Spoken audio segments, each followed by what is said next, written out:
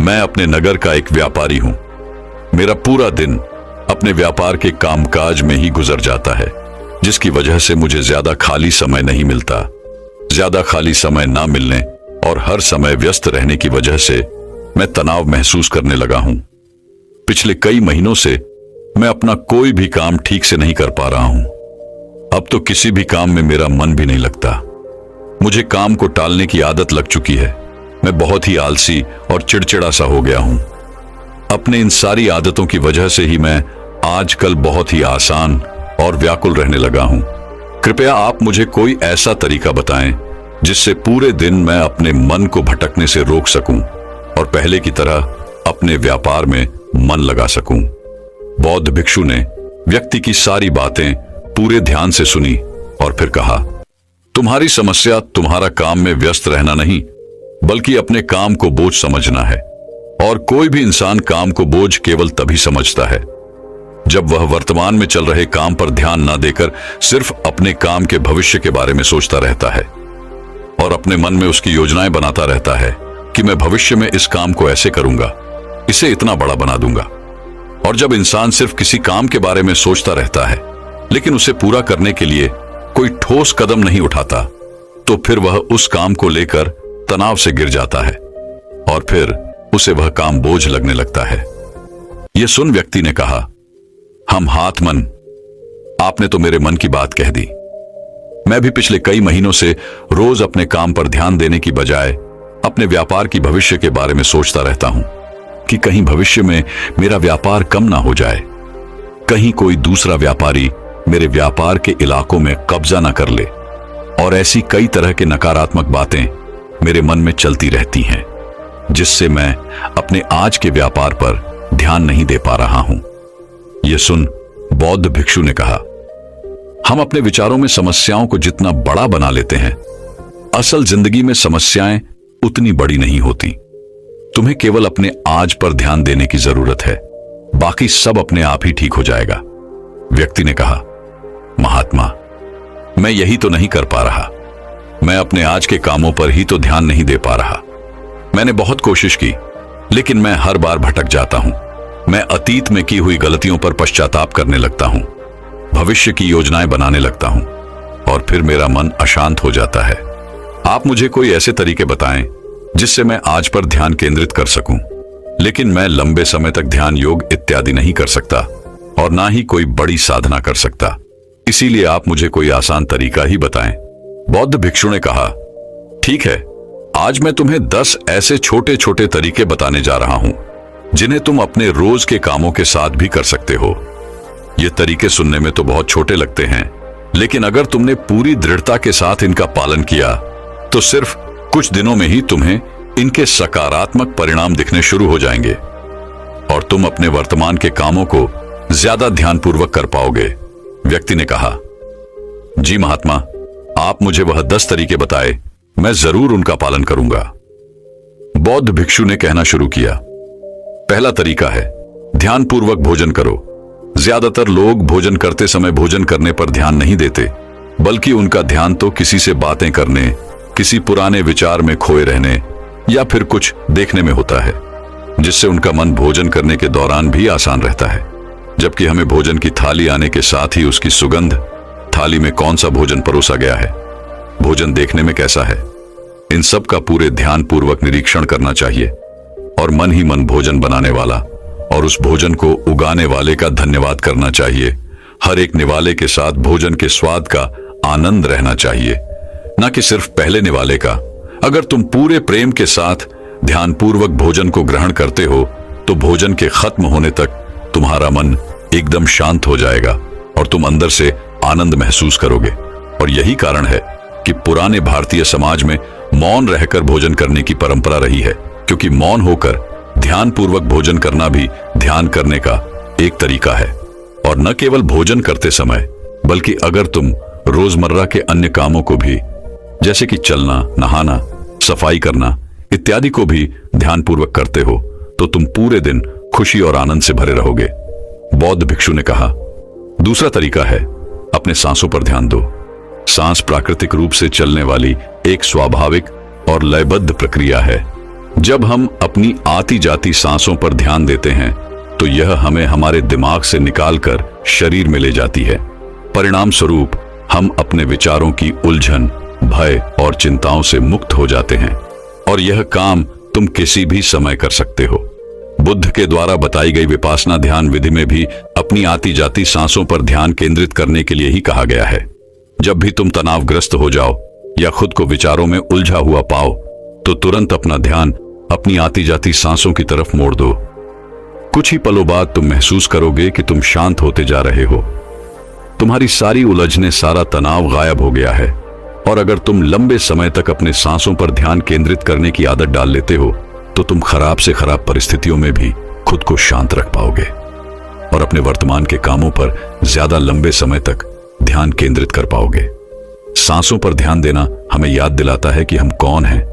हमें आभास होता है कि हम वह विचार नहीं हैं जो अभी हमारे अंदर चल रहा है, बल्कि हम तो इससे अलग हैं, इससे ऊपर हैं। दोस्तों, हम केवल अपनी सांसों पर ध्यान देकर बहुत से नए आयामों की खोज कर सकते हैं। हमारे पूर्वजों ने इस पर बहुत काम किया था कि कैसे हम केवल अपनी सांसों पर नियंत्रण रखकर ऐसी ऐसी चीजें कर सकते हैं जो साधारण इंसानी जीवन से परे है। हम अपनी सांसों पर ध्यान देकर खुद को ऐसी स्थिति में ला सकते हैं कि जीवन में आने वाला कोई भी उतार चढ़ाव हमें परेशान नहीं कर सकता।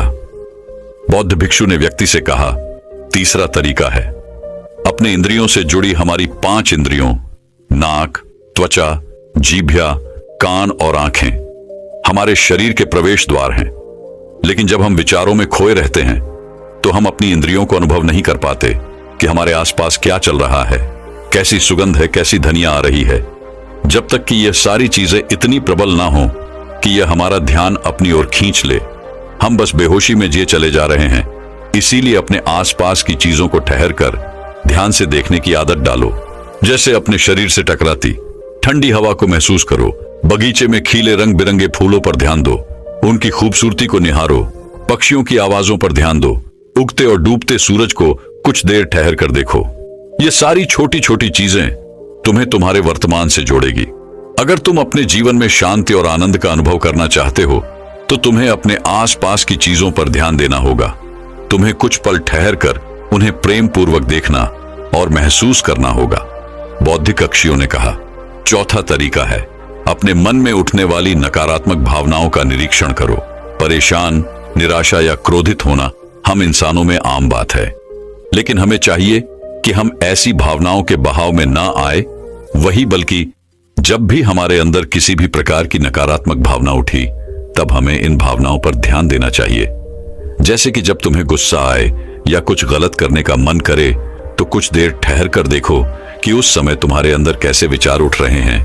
कुछ देर में तुम महसूस करोगे कि तुम वह विचार नहीं हो, तुम उनसे अलग हो।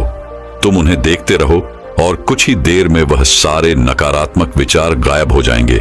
और अगर तुम हर बार ऐसा ही करते हो तो तुम तुम्हारी भावनाओं पर नियंत्रण करना सीख जाओगे। भिक्षु ने कहा, पांचवा तरीका, अपने मन में उठने वाले हर विचार पर भरोसा मत करो। हमारा मन हर समय अनुमान और धारणाएं बनाता रहता है जो कि सच नहीं होती। जैसे कि जब भी हम किसी व्यक्ति से मिलते हैं या किसी नई चीज को देखते हैं तो तुरंत हमारा मन उसके बारे में अपनी पूर्व धारणाएं बनाने लगता है और फिर उस चीज या इंसान को या तो अच्छा या बुरा बनाकर हमारे सामने पेश करेगा और फिर हम अपने विचारों को सच मानकर उस इंसान या चीज को वैसा ही समझने लगते हैं।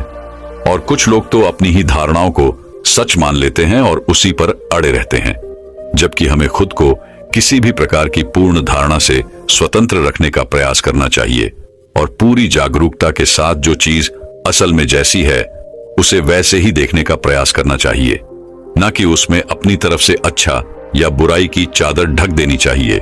अगर तुम वर्तमान में रहते हुए पूरे साक्षी भाव के साथ बिना किसी पूर्व धारणा के किसी भी चीज को देखते या सुनते हो तो यह तुम्हें शांत और तनाव मुक्त रखेगा। भिक्षु ने कहा, छठा तरीका, रोज कुछ देर तक ध्यान का अभ्यास करो। ध्यान करने के लिए घंटों बैठने की जरूरत नहीं है। दिन में 10 मिनट का ध्यान भी जीवन पर सकारात्मक प्रभाव डाल सकता है। रोज ध्यान करने से हमारे जीवन में नई ऊर्जा, उत्साह, शांति और प्रेरणा का आगमन होता है। हम पूरे दिन अंदर से खुश और शांति महसूस करते हैं। रोज ध्यान करने से तुम स्वाभाविक रूप से अपने वर्तमान के क्षणों में रहना सीख जाते हो। भिक्षु ने कहा, 7वां तरीका जो तुम्हारे पास है उसके लिए आभारी रहो। जिंदगी में खुशी लाने का सबसे आसान तरीका है आभार व्यक्त करना। धन्यवाद अदा करने से न केवल जो चीजें हमारे पास हैं उनसे हमें असली खुशी मिलती है, बल्कि जो हम पाना चाहते हैं उसे पाने का रास्ता भी हमें दिखना शुरू हो जाता है। क्योंकि धन्यवाद के भाव से भरा मन समस्याओं की तरफ नहीं बल्कि उनके समाधान की तरफ केंद्रित होता है। जो भी तुम्हारे पास है उसके लिए इस अदृश्य ब्रह्मांडीय शक्ति का धन्यवाद अदा करना तुम्हारे जीवन को जादुई तरीके से बदल कर रख सकता है। तुम्हें यह सोचना चाहिए कि तुम कितने धन्य हो कि तुम्हारे पास एक निश्चित चीज है। उदाहरण के लिए, तुम्हारे पास एक अच्छा व्यवसाय है और न जाने कितने लोग तुम्हारे जैसा व्यवसाय करने की इच्छा रखते होंगे, लेकिन उनके पास नहीं है। भिक्षु ने कहा, 8वां तरीका, दूसरों की बातों को ध्यानपूर्वक सुनो। किसी दूसरे व्यक्ति से बात करते समय यह सोचे बिना कि उसे क्या कहना है या उसकी बात का कैसे जवाब देना है, तुम्हें पूरे ध्यानपूर्वक सामने वाले की बातों को सुनना चाहिए। तुम्हें सामने वाले से बात करनी है, उसे जवाब देने के लिए नहीं बल्कि उसकी भावनाओं को समझने के लिए। जब तुम किसी से बात करो तो अपने कान, दिल और अंतर्मन से उसकी बातों को सुनो और समझो। ऐसा करना सामने वाले से तुम्हारे रिश्ते को तो मजबूत करेगा ही, साथ ही यह तुम्हारे लिए एक अभ्यास है अपने धैर्य और एकाग्रता को बढ़ाने का। और जब हम ज्यादा सुनते और कम बोलते हैं तो हम बहुत सी परेशानियों से भी बच जाते हैं, जिससे हमारा मानसिक तनाव भी कम रहता है। और याद रखो, किसी भी इंसान की बातों को ध्यानपूर्वक सुनना उसे सम्मान देने का सबसे अच्छा तरीका है। भिक्षु ने आगे कहा, 9वां तरीका, अपने महत्वपूर्ण कामों के लिए एक समय निर्धारित करो। तुम्हें अपने दिन के कुछ समय को महत्वपूर्ण कामों के लिए निश्चित रखना चाहिए, जैसे काम का समय, नहाने का समय, सफाई का समय, खाने का समय। महत्वपूर्ण कामों को समय के साथ बांटना यह सुनिश्चित करता है कि वे चीजें बिना किसी बाधा के नियमित रूप से होती रहें। दिन के सही समय पर सही काम को करना हमारे जीवन में अनुशासन लाता है और अनुशासन से जीवन में शांति और खुशी आती है। भिक्षु ने कहा, 10वां और अंतिम तरीका, अपने रोजमर्रा के कामों में जागरूकता लाने का प्रयास करो। तुम जब भी किसी काम को करो तो उसे वर्तमान में रहकर करने की कोशिश करो। हर बार तुम्हारा मन अपने विचारों में खो जाएगा, लेकिन तुम्हें फिर से खुद को वर्तमान क्षणों में वापस लाना है। और यह तुम्हें हर बार करना है जब तक कि यह तुम्हारी आदत ना बन जाए। और साथ ही तुम यह देखने का भी प्रयास करो कि उस काम को करते वक्त तुम्हारे अंदर किस तरह के विचार उठ रहे हैं। यह एक छोटा सा अभ्यास तुम्हें वर्तमान में जीने में तुम्हारी मदद करेगा। भिक्षु ने आगे कहा, शांति और आनंद कोई घटना नहीं है, बल्कि यह एक प्रक्रिया है जो हमारे जीवन के साथ साथ चलती है, अगर हम जागरूक रहकर जीना सीख जाते हैं। इतना कहकर बौद्ध भिक्षु मौन हो गए और वह व्यापारी उनका धन्यवाद करते हुए वहां से चला गया। तो दर्शकों, चलिए अब तनाव के ऊपर हमारे दूसरे कहानी की शुरुआत करते हैं। एक बार एक बड़े राज्य के राजा को एक सन्यासी से प्रेम हो गया।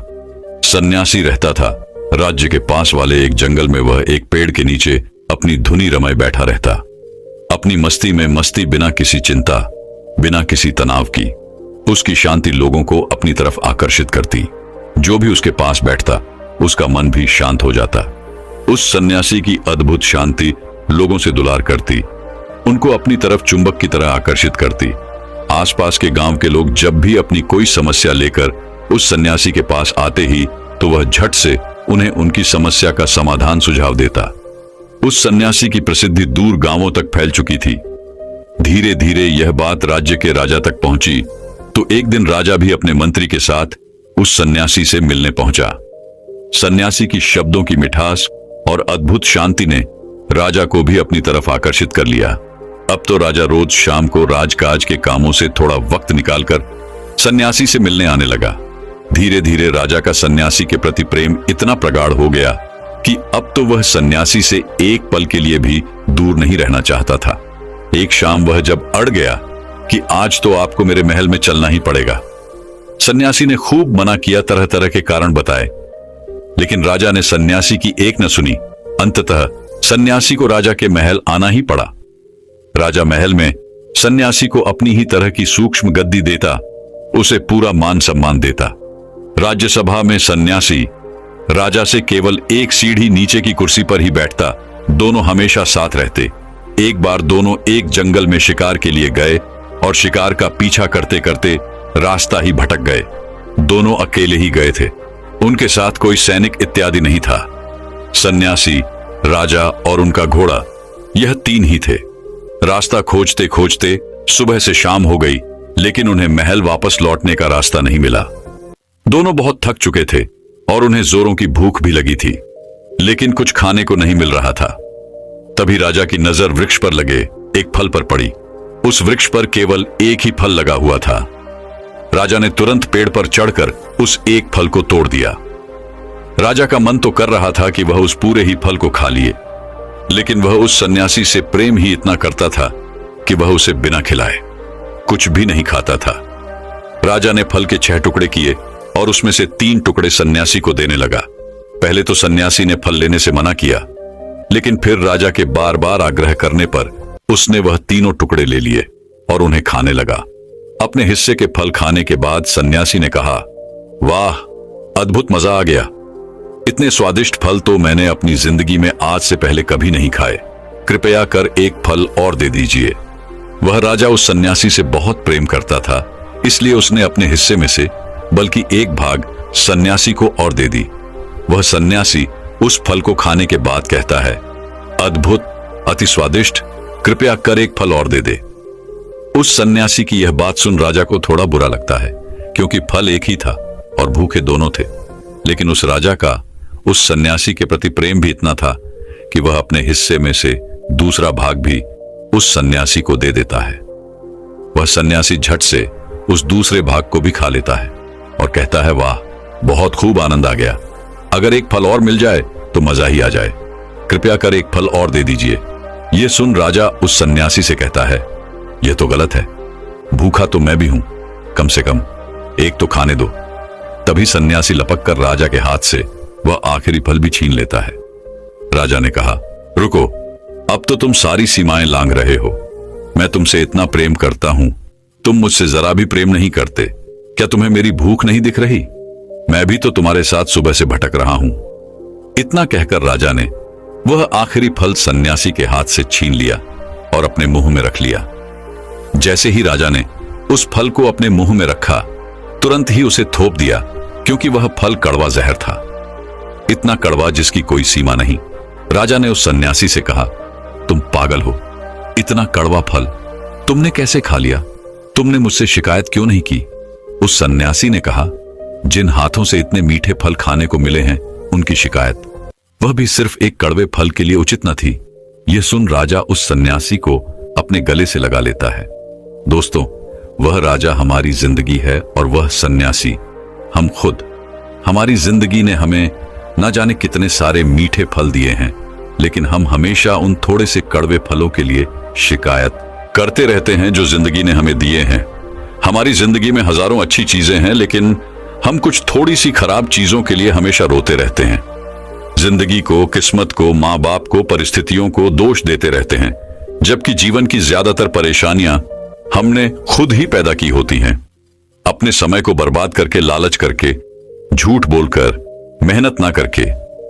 लेकिन हम खुद के अंदर झांकने की बजाय दूसरों को दोष देते रहते हैं।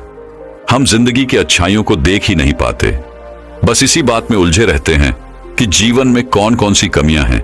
और यही सबसे बड़ी वजह है हमारी दुख की, चिंता की, परेशानी की, असफलता की। क्योंकि जो कुछ भी हमारे पास है, हम उसके लिए आभार से भरे हुए हैं। हमारे अंदर केवल शिकायतें हैं। इसलिए जो कुछ भी आपके पास है, उसके लिए सौभाग्य से भर जाओ, धन्यवाद अदा करो उस ब्रह्मांडी शक्ति का, आपको यह सब देने के लिए। हम जिस भी चीज के लिए आभार से भर जाते हैं, वह चीजें कई गुना होकर हमारे पास वापस आती हैं। इसलिए आपके जीवन में जो कुछ भी अच्छा हो रहा है, और अगर आप चाहते हैं कि वो कई गुना होकर आपके पास वापस आए, तो अब हर उस चीज के प्रति अब वह भाग्य से भर जाओ। फिर चाहे वह धन हो, अच्छे रिश्ते हो, मान सम्मान या पद प्रतिष्ठा। अचानक से आप महसूस करेंगे कि जिन चीजों जिन रिश्तों से आपको खुशी नहीं मिल रही थी, जो चीजें आपको खराब लगती थी, जिनके लिए आपके अंदर कोई सम्मान नहीं था, आप उनसे संतुष्ट नहीं थे, उन्हीं चीजों, उन्हीं रिश्तों से आपको खुशी मिलने लगी है। आप ज्यादा संतुष्ट और खुश रहने रखेंगे। धन्यवाद का भाव यानी पावर ऑफ ग्रेटिट्यूड इंसानी जीवन के लिए किसी चमत्कार से कम नहीं है, क्योंकि यह हमारे विचारों को पॉजिटिविटी की ओर ले जाता है।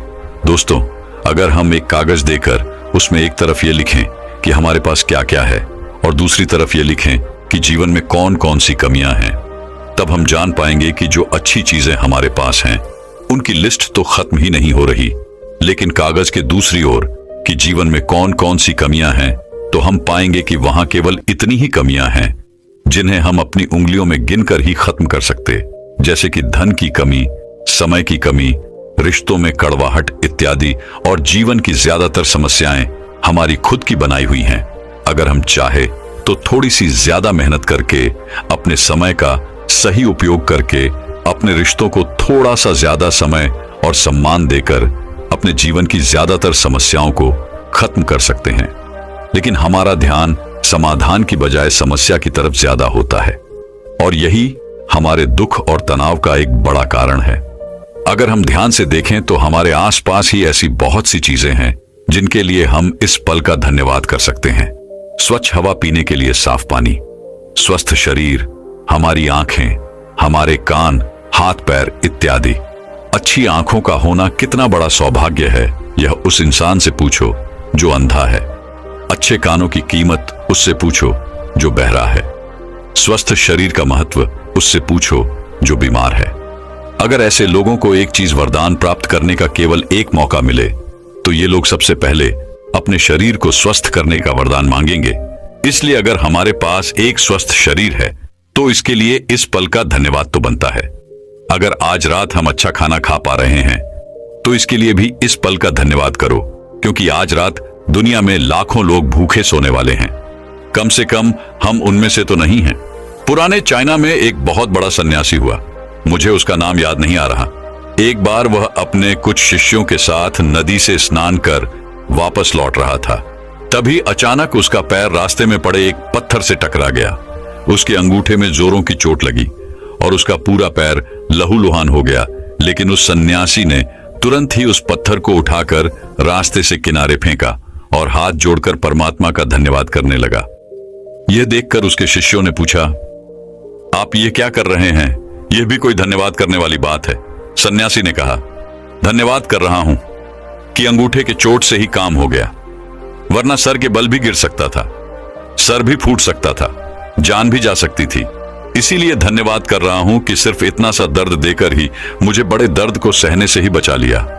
अगर ऐसे इंसान को कोई कष्ट भी होता है तभी वह आभार प्रकट करता है कि चलो इतने कष्ट से ही काम चल गया, वरना ज्यादा भी सहना पड़ सकता था। अब ऐसी सोच रखने वाले इंसान को कौन सी परेशानी दुख दे सकती है? इसलिए कहा जाता है कि धन्यवाद बड़े से बड़े दुख को सहने की क्षमता देता है। इसलिए सौभाग्य से भरो उन सारी सकारात्मक चीजों के लिए जो आपके पास है। यही तनाव और चिंता से मुक्ति का सूत्र है। तो दर्शकों, चलिए अब तनाव के ऊपर हमारे तीसरे कहानी की शुरुआत करते हैं। एक राज्य के राजा की यह आदत थी कि वह अक्सर भेष बदलकर अपने राज्य में घूमा करता था, ताकि वह अपने प्रजा की असली जरूरतों के बारे में जान सके और राज्य में चल रहे गलत कामों, वह सुरक्षा की स्थिति की जानकारी हासिल कर सके। ऐसे ही एक दिन अपने मंत्री के साथ भेष बदलकर घूमते हुए राजा अपने राज्य की अंतिम छोर तक पहुंच जाता है। वहां पहुंचकर राजा एक बहुत ही चौंका देने वाली घटना देखता है। वह देखता है कि एक इंसान सड़क के बीचों बीच लेटा हुआ है, लेकिन कोई भी उसकी मदद नहीं कर रहा। लोग उसके आसपास से निकल तो रहे हैं, लेकिन कोई भी उस पर ध्यान नहीं दे रहा है। यह देखकर राजा खुद ही उस पड़े हुए व्यक्ति की मदद करने जाता है। राजा जैसे ही उस व्यक्ति के पास पहुंचकर उसको उठाने की कोशिश करता है, उसे पता चलता है कि व्यक्ति तो पहले से ही मरा हुआ है। यह देखकर राजा मदद के लिए लोगों को आवाज लगाता है, लेकिन जो भी वहां से गुजरता उस मरे हुए व्यक्ति को देखकर अपना मुंह बनाता और वहां से चला जाता। इस तरह से कोई भी राजा की मदद करने के लिए नहीं रुका। अंत में राजा ने ही वहां से गुजरने वाले एक व्यक्ति का हाथ पकड़कर उसे रोकते हुए पूछा, मैंने लोगों को इसकी मदद के लिए आवाज लगाई, लेकिन कोई भी इसके पास तक नहीं आया। आखिर ऐसी क्या बात है कि लोग इस व्यक्ति को छूना तक नहीं चाहते? यह सुनते ही उस व्यक्ति ने मुंह बनाते हुए जवाब दिया, सब इसके कर्मों का फल है। यह हमारे नगर का सबसे बड़ा पापी है। इसने अपने पूरे जीवन काल में सिर्फ बुरे कर्म किए हैं। यह कहता हुआ वह व्यक्ति भी वहां से चला गया। उस राहगीर के मुंह से ऐसी बातें सुनकर राजा अपने मंत्री की मदद से उस मृत व्यक्ति को उठाता है और लोगों से पता पूछकर उसे उसके घर तक ले जाता है। अपनी मृत पति को देखकर उसकी पत्नी जोर जोर से रोने लगती है। तभी थोड़ी देर बाद राजा उसकी पत्नी से लोगों का उसके पति के प्रति जो व्यवहार था उसके बारे में बताता है, जो उसने सड़क पर देखा था। राजा की बातें सुनकर उसकी पत्नी ने अपने पति की तरफ सम्मान भरी दृष्टि से देखते हुए पूरे आत्मविश्वास के साथ कहा, मैं इस बात को अभी सिद्ध कर सकती हूं कि मेरे पति एक बहुत ही अच्छे इंसान थे। यह सुनकर राजा चौंक जाता है और कहता है, लेकिन लोग तो कह रहे थे कि यह एक पापी व्यक्ति है। यहां तक कि लोग इससे इतनी नफरत करते थे कि वो इसके मृत शरीर को छूने तक को भी तैयार नहीं है। यह सुन उसकी पत्नी ने राजा से कहा, आप सही कह रहे हैं और मुझे भी लोगों से यही उम्मीद है, क्योंकि लोगों ने तो हमेशा ही मेरे पति को गलत जगहों पर जाते हुए देखा है। लेकिन सच्चाई तो यह है कि मेरे पति हर रोज शराब की दुकान पर जाते थे और वहां से शराब की कुछ बोतलें खरीद लाते और फिर उस पूरी शराब को नाली में फेंक देते, ये कहते हुए कि मुझे उम्मीद है कि इससे वो लोग बुरे कर्म करने से बच जाएंगे जो इस शराब को पीने वाले थे। फिर उसके बाद रात में मेरे पति उन स्त्रियों के पास जाते हैं जो देह व्यापार करके अपना जीवन यापन करती हैं। उनमें से कुछ स्त्रियों को वह पूरे रात की कीमत देकर उन्हें दरवाजा बंद कर लेने के लिए कहते, जिससे कम से कम उस रात तो उनके पास कोई न जाए। उसके बाद वह घर वापस आते ही और भगवान का धन्यवाद अदा करते कि उनकी कृपा से ही आज वह कुछ और दो पर हो रहे अत्याचार को कम कर सके और कुछ जवान लड़कों को गलत कर्म करने से रोक सके, तो लोग अक्सर मेरे पति को ऐसी जगहों पर जाते हुए देखते थे और समझते थे कि मेरे पति शराबी और खराब नियत के हैं। मैं अक्सर अपने पति से कहती थी कि याद रखना, जब तुम मरोगे तो कोई तुम्हें छुएगा भी नहीं और तुम्हारी अर्थी को भी कोई कंधा देने वाला नहीं होगा। मेरी इस बात पर अक्सर मेरे पति हंस देते और कहते, तुम देखना, मेरी अंतिम यात्रा पर स्वयं राजा और इस शहर की सबसे बड़े और सम्मानित लोग मेरी अर्थी को कंधा देंगे और मेरी अंतिम क्रियाकर्म को पूरा करेंगे।